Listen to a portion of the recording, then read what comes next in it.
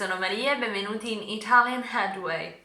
Oggi vorrei parlarvi di un argomento molto interessante secondo me, a cui io tengo particolarmente, e si tratta delle 5 donne italiane che hanno fatto la storia. Personalmente ho deciso di limitare la lista soltanto a 5 donne, perché citarle tutte sarebbe impossibile praticamente, sono troppe, lo sono state in passato e lo sono tutt'oggi, sarebbero infinite. Vi cito quelle che personalmente trovo più vicine o che comunque sono state la mia ispirazione sin da bambina, e sono tutte donne completamente diverse, tutti da ambiti differenti, ambiti di studio differenti, personalità differenti, quindi vedremo molte cose interessanti oggi. Una cosa che voglio dirvi prima di iniziare è che se vi va potete tradurre questo video nella vostra lingua.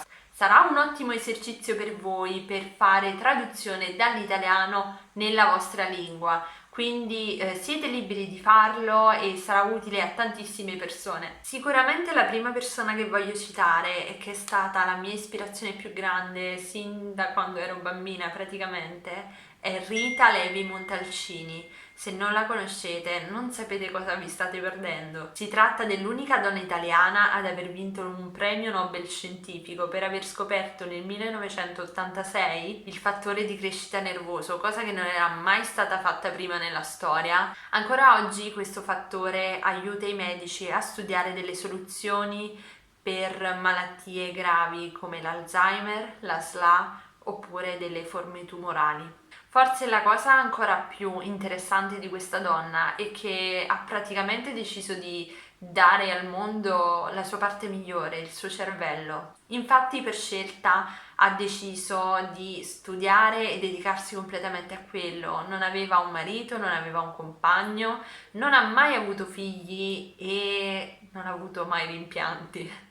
La seconda donna di cui voglio parlarvi è Sophia Loren, che personalmente è la mia attrice preferita di sempre. Sophia Loren aveva origini estremamente umili e per questo motivo non aveva mai frequentato effettivamente una scuola di teatro, ma questo non significava niente per lei. Ha vinto un premio Oscar, insomma. Nel 1960, infatti, vince il premio Oscar per il film La Ciociara. Non un premio Oscar qualsiasi, perché è il primo film estero ad essere premiato con un Oscar, quindi...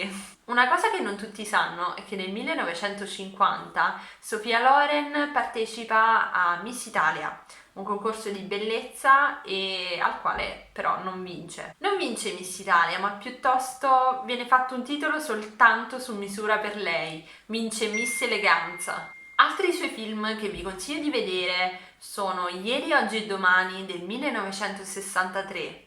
Del 1964 invece Matrimonio all'italiana, che è il mio preferito in assoluto. E poi ultimamente su Netflix è uscito questo film appunto del 2020, La vita avanti a sé. È molto diverso dai suoi film, ma è molto carino, vi consiglio di darci un'occhiata. La terza donna che voglio citarvi oggi è Margherita Hack, origini fiorentine. È stata un'astrofisica e una divulgatrice scientifica. La cosa interessante è che in un primo momento, iscrivendosi all'università, aveva deciso di seguire lettere. Alla prima delle sue lezioni decise di scappare da lettere e andare piuttosto con la sua amica a seguire, così in modo anche vago e disinteressato, una lezione di fisica, perché appunto la sua amica frequentava la facoltà di fisica. Diciamo che da allora non si è più fermata e fra l'altro ha scritto tantissimi libri. Se siete interessati a questo genere di argomenti vi consiglio praticamente tutti i suoi libri, che personalmente ho letto e che amo. Quarta donna, Samantha Cristoforetti, che è troppe cose per essere tutto quanto in una sola persona. È un'aviatrice, un astronauta e un ingegnere.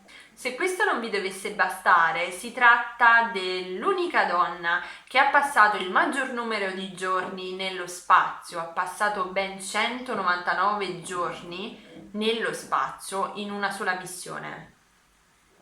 Per questo detiene il record femminile mondiale, mentre il record femminile in generale è europeo.